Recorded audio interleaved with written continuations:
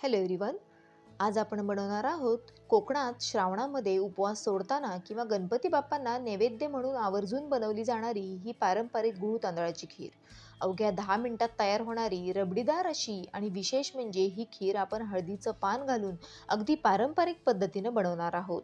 सर्वप्रथम इथे मी इंद्रायण तांदूळ घेतलेले आहेत आणि हे तांदूळ स्वच्छ धुवून या चाळणीमध्ये नितळायला ठेवलेले आहेत. या चमच्याने बरोबर 4 चमचे इतके मी इंद्रायण तांदूळ घेतलेले आहेत. सर्वप्रथम इथे आता एक जाड तळाची कढई घेतलेली आहे. त्याच्यामध्ये साधारणपणे 2 ते 3 चमचे साजूक तूप घालून घ्यायचं. तूप चांगलं गरम झालं की आता यामध्ये काही सुकामेव्याचे काप घालायचे.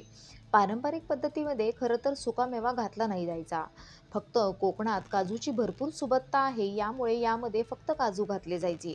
पण माझ्याकडे आता भरपूर ड्रायफ्रूट आहेत म्हणून मी ते वापरलेले आहेत. हे ड्रायफ्रूट आपल्याला हलकासा ब्राऊन रंग येईपर्यंत आणि कुरकुरीत होईपर्यंत परतून घ्यायचे आहेत. इथे छान ब्राऊन रंगावर हे ड्रायफ्रूट परतून झालेले आहेत. ते आता चांगले नितळून मी एका वाटीमध्ये काढून घेते. आता याच उरलेल्या तुपामध्ये भिजवून नितळून ठेवलेले इंद्रायण तांदूळ घालायचे आहेत.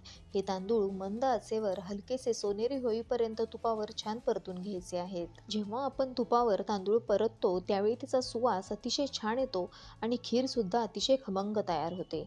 पहा, हलकासा रंग बदलेपर्यंत आपण हा तांदूळ परतून घेतला. आता मिक्सरच्या भांड्यामध्ये काढून घ्यायचा.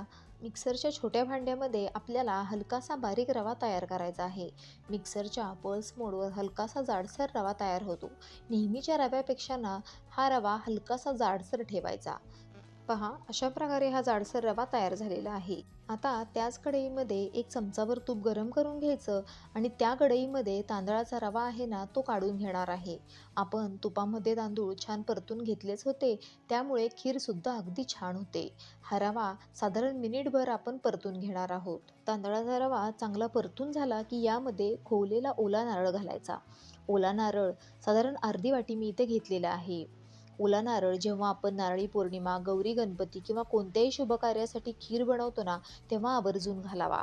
पितृपक्षामध्ये सुद्धा ही खीर बनवली जाते, पण त्यामध्ये ओला नारळ घालत नाहीत. तेव्हा ही काळजी तुम्ही अवश्य घ्या. देवासाठी नैवेद्य करत असाल तर ओला नारळ आवर्जून घाला.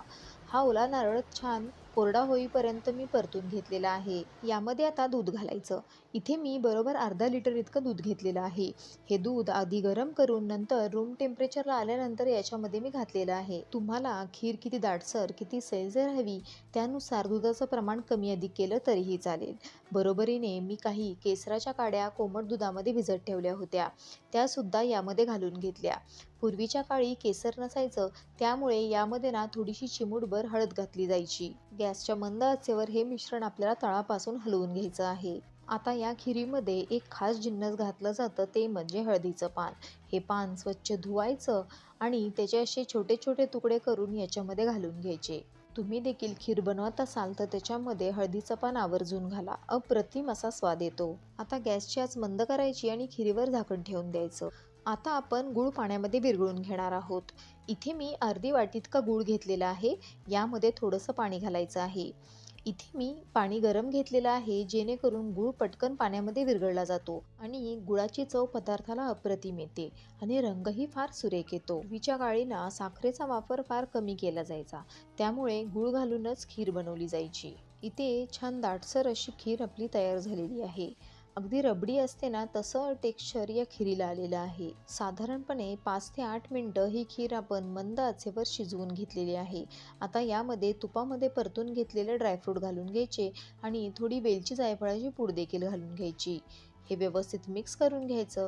खिरीमध्ये आपण गुळाचा वापर केलाय, यामुळे जायफळ मात्र आवर्जून घाला आणि तुपात तळलेला सुकामेवा देखील सगळ्यात शेवटी घालायचा, म्हणजे त्याचा क्रंच अगदी शेवटपर्यंत टिकून राहतो. आता गॅस बंद केलेला आहे आणि यामध्ये आपण विरघळून घेतलेला गूळ या गाळणीच्या साहाय्याने गाळून घेणार आहोत. गुळाचं पाणी आपल्याला कायमच गाळूनच घालायचं आहे, कारण गुळामध्ये कधी कधी कचरा असण्याची शक्यता असते.